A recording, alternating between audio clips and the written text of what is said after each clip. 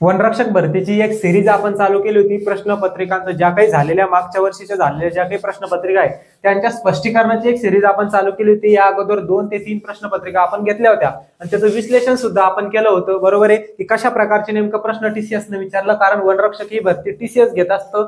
मागची जी काही भरती झाली ती TCS नच घेतली. त्याच्यामुळे कशा प्रकारचे प्रश्न आले, कोणकोणत्या टॉपिक वरती फोकस केला, कोणत्या टॉपिक वरती जास्त प्रश्न आले ते आपण मागच्या ज्या काही प्रश्नपत्रिका झाल्या त्या प्रश्नपत्रिकामध्ये बघितलं. ओके, त्याच्यानुसार तुम्हाला आयडिया आला असेल त्या प्रश्नपत्रिकाचे जर डिटेल्स व्हिडिओ विश्लेषण तुम्ही बघितलं तर तुम्हाला कळेल की नेमकं इंग्लिश मध्ये जे काही प्रश्न विचारले ते कोणकोणत्या टॉपिक वरती विचारले, कोणत्या टॉपिक वरती जास्त प्रश्न विचारले. 2-2 प्रश्न 15 प्रश्न विचारले जातात. मग काही असे ठराविक टॉपिक असतात की त्याच्यावरती परत परत परत परत प्रश्न येत असतात. ते टॉपिक एकदा आपल्याला कळायचं आपण काय करायचं असतं, ते जे टॉपिक आहे त्या टॉपिकचं चांगलं, कारण ते आपल्याला मार्क्स देणार आहे. ते जे टॉपिक आहे ते फिक्स आपल्याला तिथून क्वेश्चन पडणार आहे असं आपल्याला कळतं. मग आपण काय करत असतो, ते जे टॉपिक आहे ते चांगल्या प्रकारे तयारी त्या टॉपिकची आपण करत असतो. त्या ज्या काही आपण पहिले अगोदर 1 ते 2 प्रश्नपत्रिका घेतल्या त्याच्यामध्ये आपल्याला त्या विश्लेषणातून कळालंच असं की कशा प्रकारचे प्रश्न. ओके, आता आज आपण तिसरी प्रश्नपत्रिका बघणार आहे की आपली जी काही वनरक्षक भरती झाली त्या वनरक्षक भरतीमध्ये इंग्रजी विषयाचे कशा टाईपचे प्रश्न आले,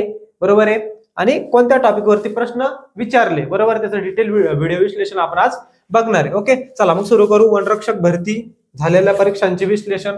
ओके, चला पुढं इंग्लिश विषयाचं आपण घेणार आहे. आपण बुद्धिमत्ता या विषयाचे सुद्धा घेतलेले, त्याचे सुद्धा व्हिडिओ अवेलेबल आहेत. ओके, चला पुढं. आता पहिला प्रश्न बघा काय दिलेला आहे. आय थिंक 4थ्या शिफ्टची ही क्वेश्चन पेपर आहे. 4थी जी शिफ्ट होती, बरोबर आहे, 4थ्या शिफ्टची क्वेश्चन पेपर आहे. आता क्वेश्चन पेपर मध्ये प्रश्न बघा काय दिलेले. जंबळ, प्यारा जंबळचा पहिलाच प्रश्न आहे प्यारा जंबळचा. आता प्यारा जंबळ म्हणजे काय, बरोबर. आता हेच भरपूर जणांना कळत नाही, बरोबर. आता एक उतारा असतो बघा, उतारा. आपण मराठीमध्ये ज्यावेळेस आपण मराठी शिकतो मराठीमध्ये एक उतारा असतो. वाक्य दिलेले असते, ते वाक्य एकत्र करणं, बरोबर. एकत्र वाक्य लिहिले म्हणजे उतारा तयार झाला, पॅसेज ज्याला आपण म्हणत असतो, बरोबर. त्याच प्रकारे आपल्याला 4 वाक्य दिलेले असतात आणि ते 4 वाक्य आपल्याला त्या 4 वाक्यात आपल्याला एक छोटासा पॅसेज तयार करायचा असतो, बरोबर आहे की नेमकं स्टार्टिंग कोणत्या वाक्यानं होणार, बरोबर. ते वाक्य संपल्यानंतर दुसरं वाक्य कोणतं येणार, दुसरं वाक्य संपल्यानंतर तिसरं वाक्य कोणतं येणार, मग लास्टला कोणतं वाक्य येणार. असे 4 वाक्य किंवा 4 सेंटेन्सेस आपल्याला दिलेले असतात, बरोबर आहे. मग ते 4 क्रमानं आपल्याला लावायचे असतात, त्याला म्हणतात जम्बल्ड ऑर्डर, बरोबर आहे. ऑर्डरनं त्याला लावा, बरोबर, किंवा त्याच्यापासून कोहेरेंट पॅसेज तयार करा. ओके, आता प्रश्न बघा काय दिला तो. शी रिमेंड. आता शी रिमेंड, बरोबर आहे. त्याच्यानंतर अनमॅरिड. सगळ्यात पहिले अशा टाईपचा प्रश्न आला, काय करणार, ऑप्शन कडे जायचं आणि अशा टाईपचा प्रश्न निग्लेक्ट मेथडनं सोडवायचं, काटाकुटी ज्याला आपण म्हणत असतो, बरोबर, किंवा इलिमिनेशन मेथड, इलिमिनेशन पद्धत आपण वापरत असतो ती. ओके, आता इथं बघा, इथं काय A-D-B-B, बरोबर, वेगवेगळ्या. कधी कधी काय असतं, पहिला पर्याय सगळ्या ठिकाणी सारखाच असतो, बरोबर. मग आपल्याला पहिलं जे काही असतं पहिलं वाक्य ते शोधायला सोपं जातं. आता इथं पहिलं वाक्य काय असणार बघा, शी रिमेंड, बरोबर. शी रिमेंड आपल्याला कळालं, शी रिमेंड आहे म्हणल्यावर ते पहिलं वाक्य नसणार आहे. कशामुळे, कारण ते प्रोनाउन सुरू झालेलं वाक्य आहे. एखाद्या जर आपला पॅसेज तयार केलेलं असतं की ते जे वाक्य असतं ते कशानं सुरू झालेलं असतं, नावानं सुरू झालं असतं एखाद्या वेळेस, बरोबर. एखाद्या पुस्तकाचं नाव झालं, एखाद्या वस्तूचं नाव झालं, एखाद्या व्यक्तीचं नाव झालं. इथं आपण बघू व्यक्ती. आता आपण जर बघितलं तिथे एका व्यक्तीचं नाव आहे, बरोबर नाही, फ्लोरेन्स नाइटिंगेल असं एका व्यक्तीचं नाव आहे. तिथून स्टार्टिंग झाली. आपल्याला माहिती आहे की नावापासून वाक्याची किंवा पॅसेजची सुरुवात कशापासून होणार आहे, एखाद्या नावापासून होणार आहे. मग इथं सुरुवात झाली इथून. इथं काय रे, शी वुड हर इंटरेस्ट. आता तिन्ही ठिकाणी प्रोनाउन आहे, बरोबर आहे की नाही. इथं बघा, आता इथे झालं प्रोनाउन, इथे झालं प्रोनाउन. प्रोनाउन तर वाक्याची सुरुवात होणार नाही. जर आपल्या वाक्याची सुरुवात आपण करत असतो, राम हुशार आहे, मग नंतर प्रोनाउन वापरतो, तो इथे इथे अभ्यास करतो, तो लायब्ररीमध्ये जातो, असं, बरोबर. त्या प्रकारे आता स्टार्टिंग कशाने होणार आहे, बीन. आता आपल्याला कळालं बीन स्टार्टिंग होणार आहे. कशाने स्टार्टिंग होणार आहे, बीन स्टार्टिंग होणार आहे. मग इसको काढ दो, इसको काढ दो, ह्या दोन्हीला काढून टाका, त्याचा विषयच नाही ठेवायचा, संपलं. चला राहिलं काय, आता पहिला आणि शेवटचा ऑप्शन कडे आपल्याला जायचं. आता त्याच्यानंतर पुढं, Florence Nightingale was born on 12 may 1820 Florence, Italy, की तिचा जन्म या दिवशी झाला असं दिलेले. चला पुढं, she remained unmarried and divided her life. आता शी रिमेंड, रिमेंड हा शब्द, हे जे शब्द असते याच्यावरून आपल्याला कळतं की नेमकं वाक्य हे कुठं असायला पाहिजे. ओके, मग रिमेंड, रिमेंड म्हणजे काय, रिमेंड म्हणजे उरणे किंवा शेवटी असं, बरोबर. ते शब्द सांगतो आपल्याला की हे जे सेंटेन्स हे शेवटी येणार जवळजवळ, बरोबर आहे. मग तिकडं लक्ष द्यायचं नाही, खाली. She would then spend time taking care of her injured dolls and animals. त्याच्यानंतर हर इंटरेस्ट इन नर्सिंग, बरोबर. आता तिच्याविषयी माहिती दिली म्हणल्यावर लगेच तिच्या इंटरेस्ट सांगा, बरोबर. तिचा इंटरेस्ट आता कशामध्ये आहे, हर interest in nursing was evident from childhood. काय सांगितलं की लहानपणापासून तिचा नर्सिंग मध्ये काय होता, हे होता, काय इंटरेस्ट होता. त्याच्यानंतर she would then spend time taking care of her injured dolls and animals. त्याच्यानंतर पुढचं वाक्य काय सांगितलं, शी वुड देन, त्याच्यानंतर तिनं काय केलं, तिच्या काही ज्या काही इंज्युअर्ड डॉल्स आहे, लहान भावल्या वगैरे, त्याची काळजी घेणं सुरू केली. त्याच्यानंतर पुढं की शी रिमेड. आता काय आलं आपलं वाक्य, आपलं वाक्य आलं पहिले बी, बी नंतर डी, बी नंतर डी, डी नंतर मग काय येणार, आता डी नंतर येणार सी, आणि सी नंतर लास्टला काय येणार ए. मग आपलं उत्तर काय असणार, आपलं उत्तर असणार बी डी सी ए. काय असणार, बी डी सी ए. समजलं. आता पॅराजंबल तुम्हाला कळाला असेल की पॅराजंबल वरती प्रश्न कशा प्रकारचे विचारतात. 4 पर्याय आपल्याला दिलेले असतात, किंवा 4 वाक्य सेंटेन्स दिलेले असतात आपल्याला, किंवा फ्रेजेस दिलेले असतात, आणि त्याच्यावरून आपल्याला काय एक पॅसेज तयार करायचा असतो. आता तिथं आपल्याला कळायला पाहिजे, लक्षात ठेवायचं, कधी जर तुम्हाला पॅसेज तयार करायचा असेल तर सुरुवात त्याची कधी त्याच्यामध्ये एखादं वाक्य दिलेलं असेल नाऊनचं, नामाचं, बरोबर, तर सुरुवात तिथून होणार आहे, बरोबर, किंवा कॅपिटल लेटर पासून, एखादं कॅपिटल सगळीकडे स्मॉल लेटर आहे, एका ठिकाणी कॅपिटल लेटर आहे, मग तिथून सुरुवात होणार आहे, बरोबर आहे. कधी पॅसेजची सुरुवात ही नाऊन होत असते, त्याच्यानंतर प्रोनाऊन येत असत्या, बरोबर. हे सगळं आपल्याला ज्यावेळेस आपण वाक्य वाचतो, जवळजवळ त्या वाक्यातल्या जे काही अर्थ आहे त्या अर्थावरूनच आपल्याला जवळजवळ कळत असतं की ती जे काही वाक्य आपल्याला त्याच्या अर्थावरून आपल्याला तिथं कोणतं शब्द, एखाद्या रिकाम्या जागा येतात, मग रिकामी जागा कोणती भरायची ती वाक्यावरून आपल्याला कळत असते, अर्थावरून. त्याच्यामुळे गरजेचं असतं शब्द पाठ करणं, आणि ते आपल्याला पाठ करावंच लागणार. जे काही सोपे सोपे शब्द आहे, जे महत्वाचे शब्द आहे की जे आपल्याला आपले जे काही सरळ सेवा एक्झाम्स आहे, वनरक्षक आहे, ज्या काही एक्झाम असो त्याच्यासाठी ते युजफुल आहे, ते शब्द आपल्याला पाठ करावेच लागणार. ओके, चला, हा प्रश्न कळाला. आता पुढचा प्रश्न बघा. आता पुढचा प्रश्न काय दिलेला आहे बघा. पुढचा प्रश्न दिला, select the most appropriate option to fill in the blank. बरोबर, एक ब्लँक दिलेले आहे, एक वाक्य दिलेले आहे, त्या वाक्यामध्ये एक रिकामी जागा आहे, विचारलेले खाली तुम्हाला 4 ऑप्शन दिलेले आहेत. 4 ऑप्शन मधली कोणता ऑप्शन, 4 ऑप्शन मधला कोणता पर्याय इथं परफेक्ट बसतो, चांगल्या प्रकारे फिट होतो की त्या वाक्याला त्यानं अर्थ येईल. ओके, आता काय दिलं, I have never dash dash in his tall talk. बरोबर, आता टॉल टॉक म्हणजे काय रे, टॉल टॉक म्हणजे फेक्या गोष्टी किंवा फेकणं, मोठमोठ्या गोष्टी किंवा मोठमोठ्या गप्पा हाणणं किंवा बढाया मारणं, त्याला म्हणत असतात टॉल टॉक. बरोबर आहे, आपल्या गावठी भाषेमध्ये फेका मारणारा. बरोबर, मग काय विचारलं, आय हॅव नेव्हर, मी कधीही नाही, dash dash his tall talk. मग एखाद्या जर फेकत असला, एखाद्या जर मोठमोठ्या गप्पा आणत असला, बढाया आणत असला, आपण काय करतो, आपण त्याच्यावर विश्वास ठेवत नाही. बरोबर, इथं काय येणार, आता 4 ऑप्शन दिले. बिलिव्ड.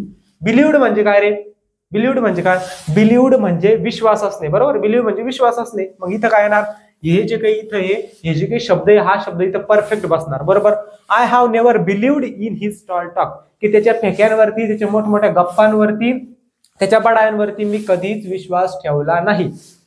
परफेक्ट वाक्य तयार झालं. बरोबर आहे. मग आता पुढचा शब्द कन्सिडर. कन्सिडर म्हणजे काय, कन्सिडर म्हणजे विचारात घेणं. बरोबर आहे. मग इथं विचारात घेणं तितकं परफेक्ट बसत नाही जितकं, कारण आपण कधी काय बोलतो की मी कधीही कोणाच्या फेक्या गोष्टींवरती विश्वास ठेवत नाही. विश्वास हा शब्दच आपण वापरतो. बरोबर आहे. त्याच्यानंतर रेली. रेली म्हणजे काय, रेली म्हणजे अवलंबून राहणारा. लक्षात ठेवायचे शब्द, कारण टीसीएस काय करत असतो, या शब्दावरती नंतर प्रश्न तयार करत असतो. बरोबर, या ऑप्शन वरतीच. मग रेली म्हणजे काय, रेली म्हणजे अवलंबून राहणारा. ओके, चला. त्याच्यानंतर ऍज्युम्ड. ऍज्युम म्हणजे काय, ऍज्युम म्हणजे मान्य किंवा गृहीत धरणे. बरोबर आहे. ऍज्युम म्हणजे काय, मान्य किंवा गृहीत धरणे. गृहीत धरणे हे सर्व शब्द लक्षातच ठेवायचे, कारण एखाद्या वेळेस काय होतं, बाय चान्स ह्याच ऑप्शन मधून याच्यामधून काय होतं, नवीन प्रश्न तयार होतो. ओके, समजला हा प्रश्न. चला पुढचा प्रश्न बघा. आता पुढचा प्रश्न काय दिला, आता काय विचारलं, select the most appropriate option to fill in the blank. परत फिल इन द ब्लँक्स आली. बरोबर. त्याच्यानंतर if no word is needed in the blank select no word. जर तिथं गरज नसेल तो शब्द वापरण्याची तर शब्द वापरू नका. ओके, काय विचारलं आता, डॅश डॅश चिल्ड्रन म्हणजे हे काय रे, इथं ऑप्शन मध्ये तुम्हाला कळालं असेल की आर्टिकलचा सरळ आर्टिकल वरचा प्रश्न आहे, आर्टिकल वरती विचारला गेलेला आहे. ओके, मग dash dash children were playing near dash dash river when one of the lost his balance and dash dash. बरोबर. आता इथं जे काही आपले कीवर्ड्स असतात ते पाहायचे. आधी इथं एक शब्द दिलेला रिव्हर. कोणता शब्द दिला, रिव्हर. आपल्याला माहिती आहे रिव्हर म्हणजे काय रे, नदी. मग जर तुम्ही आर्टिकल हा टॉपिक चांगल्या प्रकारे वाचला असेल तो वाचावा लागणार. जे काही ठराविक टॉपिक, आता आपण तुम्ही प्रश्नपत्रिका बघितला तर प्रत्येक प्रश्नपत्रिकामध्ये आर्टिकल वरती कमीत कमी 2 प्रश्न आहे, मग तो आपण वाचायला पाहिजे. बरोबर आहे. जसं की आपल्याला आयतं भेटणार नाही सगळं काही, आपल्याला तिथं जाऊन ते वाचावं लागेल. नुसतं प्रश्नपत्रिकावरूनच आपल्याला 15 पैकी 15 क्वेश्चन बरोबर येणार नाही. हा फक्त क्लू आहे. प्रश्नपत्रिका फक्त आपल्याला नेमकं कशा टाईपचे प्रश्न येतात आणि कोणत्या टॉपिक वरती प्रश्न येतात त्याच्यासाठी प्रश्नपत्रिका आहे. पण आपल्याला पुस्तक घ्यावं लागेल, पुस्तकामध्ये जावं लागेल, आर्टिकल हा टॉपिक बघावा लागेल, त्याच्यामधले नियम वाचावे लागेल, ते लक्षात ठेवावं लागेल. मग आपल्याकडे एक नियम म्हणतो, जे काही नदी आहे, नदी झाले, तलाव झाले, पर्वत झाले, बरोबर आहे, ज्या काही प्रमुख गोष्टी झाल्या त्याच्या अगोदर आपण द हे आर्टिकल वापरत असतो. कोणतं? द हे आर्टिकल. इथं कळालं आपल्या इथं काय येणार? दच येणार आहे, बरोबर. त्याच्यानंतर पुढं द कुठं आहे? इथं द आहे, बरोबर आहे. हा ऑप्शन कटला, हा ऑप्शन कटला, हा ऑप्शन कटला, लगेच उत्तर आलं. पुढं जास्त शहाणपण करत बसायची गरज नाहीये, कारण आपला वेळ जातो, तर आपल्याला पुढचे प्रश्न सोडवायचे आहे. आपल्याला येतं, आपण समाधानी राहायचं, पेपर झाल्यानंतर घरी सोडून बघायचं, 4 जणांना सोडून दाखवायचं. ओके. आणि इथं जर आपण सोडत बसलो तर पुढच्या प्रश्नाचा टाइम आपण इथंच वाया घालवत आहोत. ओके, बरं. पण आपल्याला इथं मला तरी सोडावं लागेल. ओके. मग इथं बघा आता डॅश डॅश चिल्ड्रन. आता चिल्ड्रन हा शब्द आहे, चिल्ड्रन हा शब्द प्लुरल शब्द आहे. प्लुरल म्हणजे कसे? अरे अनेक वचनी शब्द. आपण एका मुलाला चिल्ड्रन नाही म्हणत, बरोबर आहे, की जास्त मुलं असले तेव्हा आपण चिल्ड्रन म्हणत असतो, बरोबर. एका मुलाला काय म्हणतो रे? एका मुलाला आपण म्हणतो चाइल्ड, बरोबर आहे. जास्त असले तर चाइल्डचं प्लुरल होतं, अनेक वचनी होतं चिल्ड्रन, बरोबर आहे. मग हे प्लुरल आहे. मग इथं ए येणार नाही, ॲन येणार नाही. काऊन येणार नाही? कारण ए हे कशासाठी वापरते? काउंटेबल किंवा जे काही आपलं सिंग्युलर असतं, सिंग्युलर नाउनसाठी ए आणि ॲन वापरत असतं जास्त करून, आपल्याला तो नियम माहिती आहे, बरोबर आहे. मग इथं सुद्धा काय येणार? इथं सुद्धा येणार द, कारण द हे कशासाठी वापरत असतं? द हे वापरायचं प्लुरल नाउनसाठी. ओके, समजलं. मग इथं काय येणार? The children were playing near river, near the river, की जे काही छोटे मुलं त्या नदीजवळ खेळत होते, बरोबर आहे. River when one of them, की त्याच्यातल्या एकाचं काय झालं? लॉस्ट हिज बॅलन्स, त्याचं बॅलन्स बिघडलं. म्हणजे कुठंतरी नदी काठावरती खेळत असं, नाही तर नदीवरती एक झाड असं, कुठंतरी त्या झाडावर चढले असं, सगळे तरी असं इमॅजिन करायचं लगेच, बरोबर आहे. Balance and fail. काय सांगितलं? कुठेतरी मुलं खेळत होते, 2-4 बारीक बारीक छोटे मोठे आसन, बरोबर आहे. खेळता खेळता त्याच्यातल्या एकाचं काय झालं? नदीजवळ ते खेळत होते, नदीजवळ खेळता खेळता एकाचं काय झालं? कुठंतरी झाडावर गेलेला आसन, बॅलन्स बिघडला आणि तो खाली पडला. असं वाक्याचं सरळ वाक्य, सरळ अर्थ आहे. त्याच्यावरून आपल्याला कळते कोणते आर्टिकल तिथे बसणार. मग आपलं उत्तर काय असणार? आपलं उत्तर असणार द अँड द. समजलं? सोपं आहे. चला पुढचा प्रश्न बघा. क्या हो गया ब्लॅक ब्लॅक? अरे चला पुढचा प्रश्न बघा. आता काय दिलेलं आहे? Select the most appropriate option to fill in the blank. परत फिल इन द ब्लँकचा प्रश्न आला. 3-4 प्रश्न हे फिल इन द ब्लँक्स वरती फिक्स आहे, बरोबर. आता काय विचारलं? My friend dash dash leg was fractured has recovered now. थोडीफार इंग्रजी आपल्याला यायलाच पाहिजे, अर्थ कळाले पाहिजे. आधी इथं मला कळते माय फ्रेंड, सर आम्हाला ते येतं, बरोबर. माय फ्रेंड माझा मित्र. ओके, माझा मित्र, माझा मित्र dash dash leg was fractured, की त्याचा पाय फ्रॅक्चर्ड झाला, बरोबर आहे. हॅज रिकवर्ड नाऊ, की माझा मित्र पाय फ्रॅक्चर्ड झाला होता, त्याचा पाय आता बरा झाला, रिकवर्ड झाला, चांगला झाला. तो कसा झाला? चांगला. रिकवर्ड म्हणजे काय? चांगला होणे, बरा होणे, बरोबर आहे. मग तो कसा झाला? चांगला झाला. आता इथं काय येणार? माझा मित्र ज्याचा पाय वॉज फ्रॅक्चर्ड, ज्याचा पाय फ्रॅक्चर झाला होता किंवा जखमी झाला होता किंवा पायाला जखम झाली होती, हॅज रिकवर्ड नाऊ, की तो कसा झाला? आता चांगला झालेला आहे. मग इथं काय येणार रे? इथे येणार हुज, बरोबर नाही? कारण एकासाठी वापरायचं आपल्याला, एका मुलासाठी वापरायचं, मित्रासाठी वापरायचं आपल्याला, की माझा मित्र ज्याचा, याचा अर्थ काय होतो? हुज, ज्याचा, ज्याचे. हुजचा अर्थ होतो ज्याचा, ज्याची, ज्याचे, बरोबर आहे. माझा मित्र ज्याचा पाय फ्रॅक्चर्ड झाला होता तो आता बरा झालेला आहे. मग आता आपण तिथं विच वापरू शकत नाही. विच म्हणजे कोणते? माझा मित्र कोणते पाय, अर्थच बदलला वाक्याचा, बरोबर. हुम, माझा मित्र कोणाला पाय आता देत होता की घेत होता? तसं काही दिलेलं नाही तिथं, नाहीतर हुम वापरला असता आपण, संपला तो विषय. त्याच्यानंतर हु, माय मित्र, सॉरी माझा मित्र कोण? हु म्हणजे काय? कोण किंवा तो, असं वापरू शकतो आपण. याचे अर्थ काय होते? याचे अर्थ बदलत राहते, कारण हे आपले जे काही प्रश्नवाचक सर्वनाम आहे, बरोबर आहे, त्याचे अर्थ बदलणार आहे. कारण कुठे कुठे तुम्ही म्हणजे सर्विस म्हणजे कोणते, कोणता, कोणती, बरोबर आहे, करेक्ट आहे. हु म्हणजे कोण किंवा तो वापरतो, पण ज्यावेळेस आपण त्याला एखाद्या वाक्यामध्ये वापरत असतो किंवा आपल्या मित्राचं म्हणा, व्यक्तीचं, वस्तूचं आपल्याला उदाहरण देणे, त्यासाठी सुद्धा आपण ते वापरत असतो नंतर, बरोबर आहे. मग आपण ते हुम वापरू का? माझा मित्र जो पाय फ्रॅक्चर्ड, अर्थ क्लिअरली येत नाही, मग तिथं बरोबर कोणता शब्द बसल? हुज हा शब्द तिथं क्लिअर बसेल, त्यावेळेस वाक्याला काय येईल? अर्थ येईल. ओके, चला पुढे. आता पुढचा प्रश्न बघा काय दिलेला आहे. Select the most appropriate meaning of the given idiom, बरोबर आहे. खाली एक आयडम दिलेलं आहे, त्या आयडमचा आपल्याला की त्याच्यासारखा अर्थ, खाली 4 वाक्य दिलेले, ते 4 वाक्याचा किंवा 4 छोटे छोटे सेंटेन्सेस दिलेले, फ्रेजेस दिलेले, या 4 पैकी याचा समानार्थी कोणता आहे ते आपल्याला विचारलेलं, बरोबर आहे. आता एंड इन स्मोक, लगेच आपल्याला अशा प्रकारचे प्रश्न, हे व्होकॅब्युलरी टाइप क्वेश्चन आहे, व्होकॅब्युलरीचे क्वेश्चन आहे. कोणते? व्होकॅब.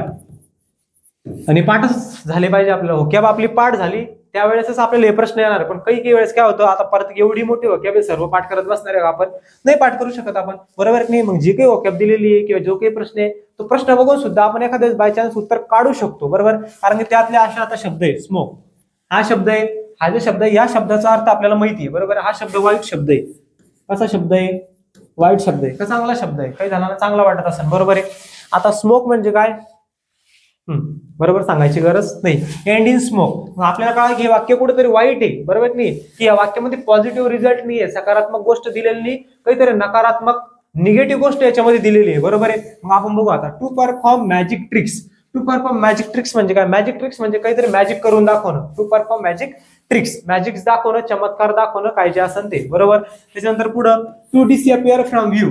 डिसअपिअर म्हणजे काय? गायब होणं, दिसेनासा होणं, बरोबर आहे. ते इथे येणार आहे का? नाही, ते येणार नाही, हे येणार नाही. मग काय येणार पुढं? To have no positive result, बरोबर. आता हे जे वाक्य आहे, हे वाक्य इथं जवळजवळ बसतंय, कारण की नो पॉझिटिव्ह रिझल्ट. कसा रिझल्ट याच्यामध्ये? पॉझिटिव्ह रिझल्ट दाखवलेले, सकारात्मक गोष्ट दिलेली आहे का? नाही. कशी गोष्ट दिलेली आहे? नकारात्मक दिलेली आहे. मग इथं ते वाक्य बरोबर बसतं की याच्यामध्ये पॉझिटिव्ह रिझल्ट नाही आहे, तर कसा आहे? निगेटिव्ह रिझल्ट आहे. मग हे येऊ शकतं. तरी आपण शेवटचं एक जे वाक्य ते बघू. काय दिलेले? To complete successfully. आता याचा याचा तो 36चा आकडा झाला डायरेक्ट, बरोबर आहे. काय दिले? एंड इन स्मोक, बरोबर नाही, स्मोक, बरोबर नाही. आता तुम्हाला वाटतं एंड स्मोक म्हणजे स्मोक बंद करणं, ते आपल्याला वाटतं ते वेगळं असतं, आणि मेन जी व्हॅकॅबचे अर्थ असते व्होकॅबचे ते वेगळे असतं, बरोबर. ते वाचल्यानंतर आपल्याला कळतात, किंवा ज्यावेळेस आपण पाठ करू त्यावेळेस आपल्याला ते कळणार, बरोबर. इथं आपल्याला कळालं आता स्मोक आहे. मग स्मोक आणि सक्सेसफुली याचा जवळजवळ काही संबंध नाही. मग आपल्याला संबंध विचारलेला किंवा सिमिलर शब्द विचारलेला आहे, बरोबर.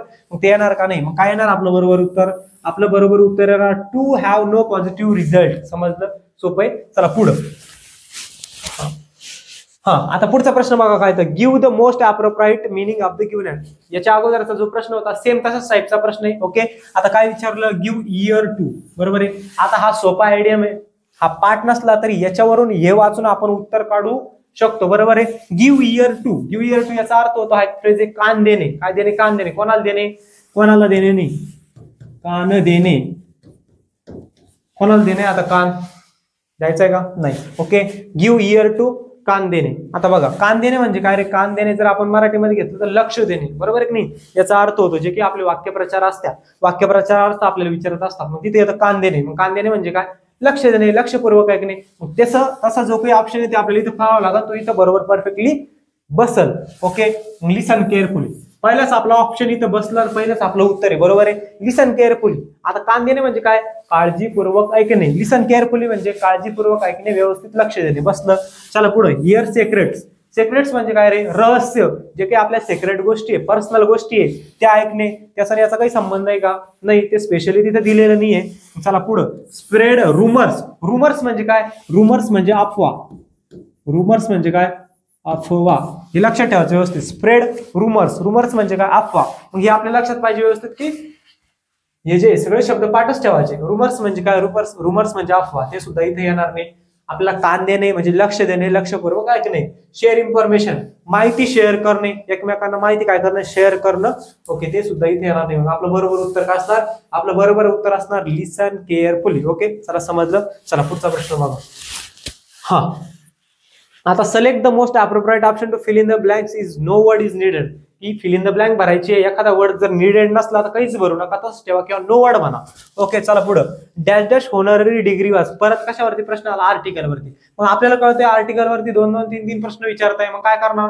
पुस्तक घेणार, पुस्तकात जाऊन टॉपिक काढणार, आणि टॉपिक जाऊन तिथं रट्टा मारणार का पाठ करणार, वाचणार, समजून घेणार, ते तुमच्या पद्धतीने. ओके, चला पुढं. Dash dash honorary degree was confirmed on the actor for his contribution to cinema. बरोबर आहे. काय? Dash honorary. ही एक डिग्री आहे, कुठेतरी चांगली डिग्री. होनरीची म्हणजे होनर असणं, म्हणजे चांगली डिग्री असणं, बरोबर आहे. Honorary degree was conferred on the actor, की या काय ऍक्टरला काय आली? ती डिग्री आहे, ती डिग्री भेटली ऑन कॉन्ट्रीब्युशन इन सिनेमा. त्याच्या एका सिनेमामध्ये त्यांनी चांगलं काम केलं असून त्यासाठी त्याला ती डिग्री मिळाली. ओके, मग इथं काय येणार रे? इथं आता आर्टिकल. लगेच आपल्याला पुढचं वाक्य वाचत बसायची गरज नाही. जिथं आपल्याला आर्टिकल वापरायचं असतं, त्या आर्टिकल नंतर जो शब्द असतो किंवा ज्या शब्दाच्या अगोदर आर्टिकल वापरायचा असतो तो शब्द महत्वाचा असतो, तो शब्द पाहायचा असतो. मग शब्द काय आता?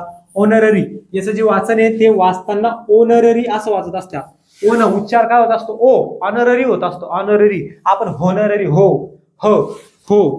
असा याचा उच्चार होत नाही, बरोबर आहे. वाचताना हे चुकीचं वाचणे. ओनररी असं वाचत असतो. मग आपल्याला माहिती आहे, बरोबर. एक आपण अगोदर बघितलं तो हवर, बरोबर. अन हवर, बरोबर आहे की नाही. आपण वाचताना वाचतो, तसं नसतं ते. ओ असतो किंवा अवर असतो. अवर 2 अवर 3 अवर असं, बरोबर आहे. उच्चार तसे करायचे असतात त्याचे. मग आपल्याकडे एक नियम आहे, नियम जाऊन पाहावा लागेल, पाठ करावा लागेल की जे काही व्होवेल्स असतात, उच्चार जर कशासारखा झाला, जर त्या शब्दाचा उच्चार कशासारखा झाला, ओवेल्स स्वरांसारखा झाला, स्वरांसारखा उच्चार झाला, तर आपण त्याच्या अगोदर कोणता आर्टिकल वापरत असतो, अँड हे आर्टिकल आपण वापरत असतो. कशाचा उच्चार झाला तर स्वरांचा उच्चार आणि व्यंजनांचा उच्चार झाला तर हे आर्टिकल वापरत असतो. काउंटेबल नावांसाठी कोणतं वापरत असतो, तेच वापरत असतो हे. ओके, मग इथं काय येणार, इथे येणार an honorary degree was conferred on the actor for his contribution in cinema. Okay, मग इथं काय येणार, इथे येणार an हे आर्टिकल. समजलं, सोपं आहे. ओके, चला पुढं. Parts of this following sentence have been given as option. Select the option that contains spelling error. खाली एक वाक्य दिलेलं आहे, एक सेंटेन्स दिलेलं आहे म्हणे, त्याच्यामध्ये एक स्पेलिंग एरर आहे म्हणे, ती तुम्हाला सापडायची म्हणे. ओके, सोपा प्रश्न असतो, 2 मार्क देऊन जातो, हे चुकायला नको कोणाचा, बरोबर आहे. चला, आय फाउंड माय फ्रेंड, कुठेतरी स्पेलिंग मिरर आहे, बरोबर आहे, वाक्यात मिरर नाही, इतक्या अवघड नाही विचारलेली, स्पेलिंग मिरर दिलेले. इरर, लाईंग हा शब्द बी ओके, अनकॉन्शियस हा शब्द जर आपण बघितला तर ह्या शब्दाची स्पेलिंग इथं चुकीची आहे. ऑन द ग्राउंड बरोबर आहे, ड्युरिंग द मॉर्निंग हे सुद्धा बरोबर आहे. आता याची स्पेलिंग कशी येणार, UNCON, एस नंतर सी शब्द इथे सोडलेला आहे, दिलेला नाहीये, बरोबर. अनकॉन्शियस अशी बरोबर स्पेलिंग याची, कशाची, अनकॉन्शियसची. On the ground during the morning, मग इथं कशी पाहिजे होती, अशी पाहिजे होती, पण अशी नाही, आता कशी अशी, म्हणून तो शब्द चुकीचा आहे. ज्या ऑप्शन मध्ये हा शब्द आहे ते आपलं काय असणार, उत्तर असणार आहे, बरोबर आहे. मग बघा, मॉर्निंग असेंब्ली हे बरोबर आहे, अनकॉन्शियस हे चुकीचं आहे, म्हणजे आपलं उत्तर आहे. पर्याय क्रमांक 2 आपलं उत्तर आहे, बरोबर, कारण हे बरोबर स्पेलिंग आहे, ही बरोबर स्पेलिंग आहे, ही बरोबर स्पेलिंग आहे. आपलं उत्तर काय असणार आहे, लाईंग अनकॉन्शियस, बरोबर आहे. समजलं, सोपं आहे, म्हणजे स्पेलिंग एररचे प्रश्न सोपे असतात, लगेच आपल्याला येऊन जातात. चला पुढचा प्रश्न बघा. आता पुढचा प्रश्न बघा, select the most appropriate option to fill in the blank. परत काय आला, फिल इन द ब्लँक वरती प्रश्न आला, सोपा प्रश्न आहे. ओके, प्रश्नपत्रिका म्हणून आपण थोडं फास्ट घेतोय, बरोबर, लगेच आपल्याला फक्त कळायला पाहिजे याच्यामधून प्रश्न कशा टाईपचे येतात आणि कशा प्रकारे आपल्याला ते सोडवावं लागतं. डिटेल मध्ये जे काही आपण टॉपिक घेऊ, ते टॉपिक आपण एकदम शांतपणे व्यवस्थित घेऊ. ओके, फक्त आता आपल्याला फक्त प्रश्नपत्रिका घ्यायची आणि फास्ट घ्यायचे आणि जास्त घ्यायचे, त्याच्यामुळे आपण फास्ट घेत आहोत. Okay, have you disposed danger, हे तर सोपं आहे, हे आपल्याला हा नियम पाठच पाहिजे लगेच. डिस्पोज ह्या शब्दासोबत कोणता शब्द येत असतो, ऑफ हा शब्द येत असतो. आता ऑफ हे काय, ऑफ हे काय आपलं प्रिपोजिशन, आपलं प्रिपोजिशन माहिती असेल, शब्दाच्या जाती आहे, नाउन, प्रोनाउन, वर्ब, ऍडजेक्टिव्ह, बरोबर, प्रिपोजिशन, कंजक्शन, इंजेक्शन नाही, इंटरजेक्शन असतं, बरोबर आहे. हे काय, हे जे आपलं प्रिपोजिशन आहे, प्रिपोजिशन. डिस्पोज सोबत कोणतं प्रिपोजिशन वापरत्या, ऑफ हे वापरत्या, हा नियम आहे, बरोबर. हे नियम पाठच ठेवायचं. याच नियमावरती एखादा आपल्याला काय, एखादी डायरेक्शन दाखवणे, काहीतरी समोरचं काहीतरी दाखवायचं, त्याच्यासाठी ऑफ वापरत असतात किंवा टू वापरत असतात, पण इथं टू दिलेले नाही, मग ऑफ दिलेले आहे, बरोबर आहे. मग इथं टू दिलेलं असतं, टू सुद्धा येऊ शकलं असतं, dispose to. Have you disposed of your old school books, बरोबर आहे. समजलं, मग इथं काय येणार, इथे येणार ऑफ. ऑफ बरोबर असणार, आउट येणार नाही. आउट म्हणजे काय, आउट म्हणजे बाहेर. विथ म्हणजे काय, विथ म्हणजे सोबत. हे वाटतं आपल्याला येतं म्हणून ते आपण वापरू शकत नाही, ते चुकीचे. आपल्याला वाटतं डिस्पोज विथ असं येऊ शकतो किंवा डिस्पोज्ड बाय. आता भरपूर जणांना बाय बी वाटलं असतं, पण नाही, हे असे इथं मार्क जाऊ शकतात, कारण ते कन्फ्युजन असतं, बरोबर आहे. मग तिथं आपल्याला ते फ्रेझल पाठच करावं लागतं की नेमकं याच्यासोबत हेच वापरणार आहे, बरोबर. चला पुढं परत पॅराजंबड. ओके, प्रश्न आला आपला, जे काही पॅराजंबड आहे त्याच्यावरती प्रश्न आला. 4 सेंटेन्सेस दिले असतात, 4 सेंटेन्स मधून आपल्याला काय करावं लागतं, एक पॅराग्राफ तयार करावा लागतो. आता इथे जर आपण बघितलं, अ स्वायबर अटॅक, हे सुद्धा नाऊन, इथून सुद्धा वाक्य सुरू होऊ शकतं. त्याच्यानंतर हाऊएव्हर या शब्दानं वाक्य किंवा पॅसेज, वाक्य होतं तयार, वाक्य सुरुवात कशाने होऊ शकते वाक्याची, पण पॅसेजची उताराची सुरुवात हाऊएव्हर या शब्दाने जवळजवळ होत नाही, बरोबर. त्याच्यानंतर इट हॅज इट काय झाला, आता इट हे झालं आपलं प्रोनाउन. आपल्याला माहिती आहे प्रोनाउन पासून आपल्या जे काही पॅसेज आहे, पॅसेजची सुरुवात होत नसती, नाउन पासून होत असती. वी, आता वी हे काय प्रोनाउन आहे, याच्यापासून सुद्धा होत नसती, बरोबर आहे. प्रोनाउन पासून होत असते आपल्याची सुरुवात, कशापासून, वाक्याची सुरुवात. पण त्या वाक्यामध्ये जर एखादं नाउन दिलेलं असलं आणि त्या नाउन बद्दल माहिती, तो काही शब्द आहे, तो प्रोनाउन सांगायचा असला, त्यावेळेस अगोदर नाउन, त्याच्यानंतर pronoun.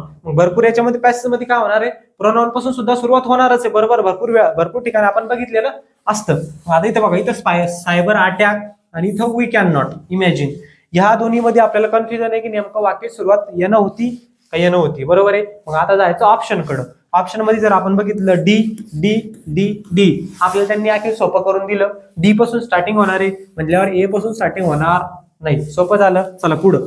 We can not imagine today's life without internet, की आजचं जे जीवन आहे ते पूर्ण इंटरनेटवरती लपलेलं आहे, छपलेलं आहे किंवा जे काही असेल ते, बरोबर, की इंटरनेटमध्ये, इंटरनेट शिवाय जगता येत नाही आपल्याला, असं ह्या लाईन मध्ये दिलेलं आहे. की टुडेज लाईट, की आजचे जे काही जीवन आहे, आजचे जे काही जीवनगाथा आहे ते आपण इंटरनेट शिवाय इमॅजिन सुद्धा करू शकत नाही, त्याची कल्पना सुद्धा करू शकत नाही. चला पुढं. It has revolutionised the way we communicate. लगेच त्याच्यानंतर येणार आहे, याच्यासाठी आपला अर्थ तरी थोडा अर्थ तरी त्या वाक्यांचा कळाला पाहिजे, बरोबर. लगेच येणार it has revolutionised the way we communicate, की याच्यामुळं आपल्याला एक नवीन रस्ता मिळाला एकमेकांसोबत कनेक्ट राहण्याचा, कम्युनिकेट करण्याचा, बोलण्याचा, बरोबर आहे, चर्चा करण्याचा. खरं आहे ते. ओके. चला पुढं. त्याच्यानंतर हाऊएव्हर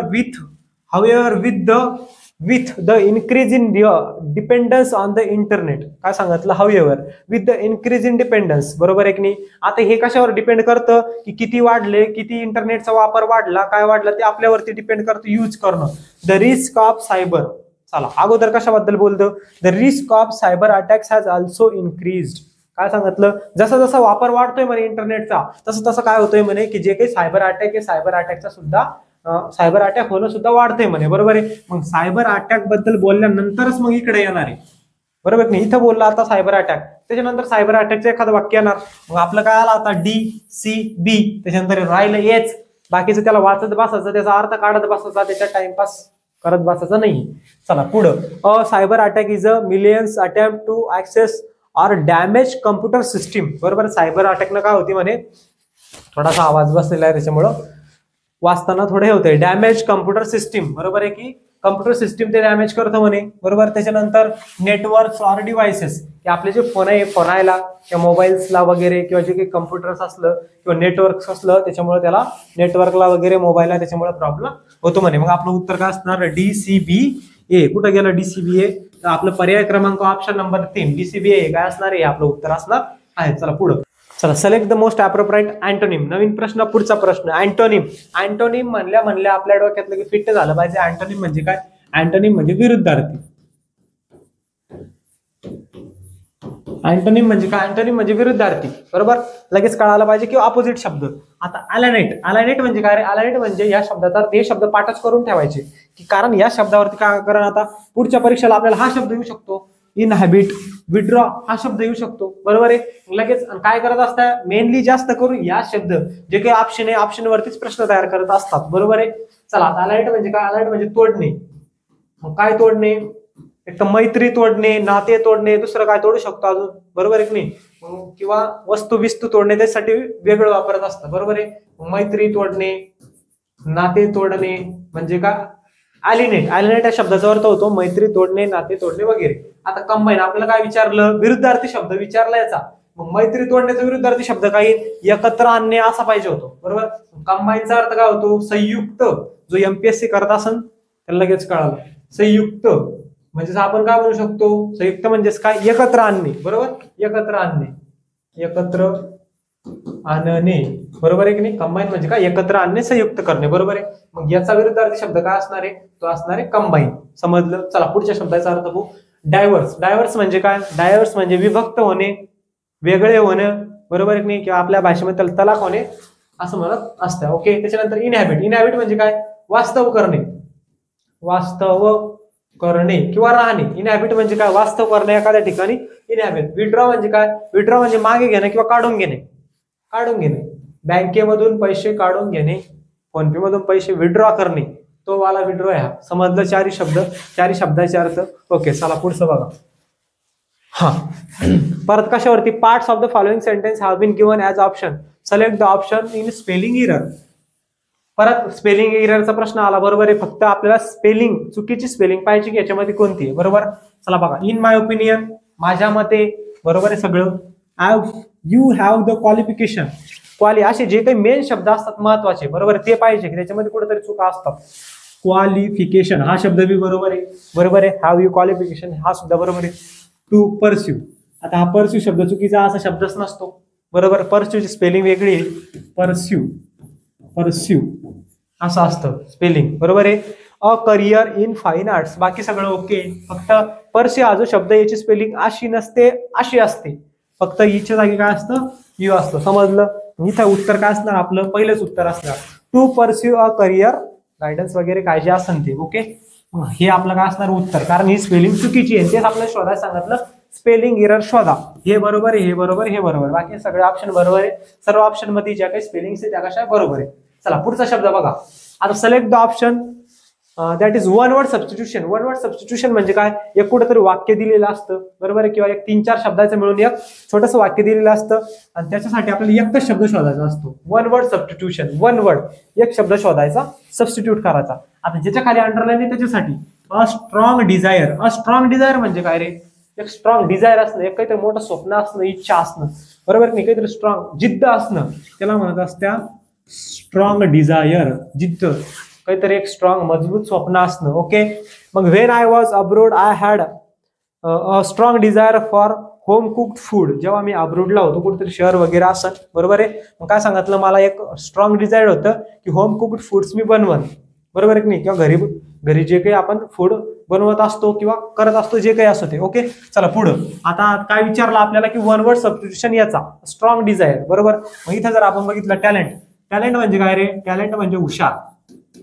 हुशार थोडं थोडं मिळतं जुळतंय, बरोबर, पण आपल्याला स्ट्रॉंग डिझायर पाहिजे, जिद्दी माणूस पाहिजे. प्रत्येक हुशार माणूस जिद्दी नसतो, किती हुशार मुलं मागं राहिलेले, बरोबर आहे. चला पुढं. हंगर, हंगर म्हणजे काय, भूक, बरोबर आहे की नाही. त्याच्यानंतर लाइकिंग म्हणजे काय, आवडणे. चला त्याच्यानंतर क्रेविंग. आता क्रेविंग ह्या शब्दाचा अर्थ काय होतो, या शब्दाचा अर्थ सुद्धा होतो जिद्द किंवा जिद्दी. क्रेविंग या शब्दाचा अर्थ काय होतो, जिद्दी किंवा जिद्द. मग आपलं उत्तर काय असणार, आपलं उत्तर असणार क्रेविंग. समजलं. जे काही शब्द असतं विशिष्ट, हे आपल्याला माहिती आहे, मग आपल्याला वाटतं याच्यात जसं एखादा असं हे वेगळा वाटला, तो वेगळा वाटतो, तोच आपलं उत्तर असतं. समजलं. चला पुढं. हा पुढचा प्रश्न बघा. आता काय दिलेलं, सिलेक्ट द सिनोनिम. अँटोनिम बघितलं, अँटोनिम विरुद्धार्थी, सिनोनिम समानार्थी, लक्षातच ठेवायचं.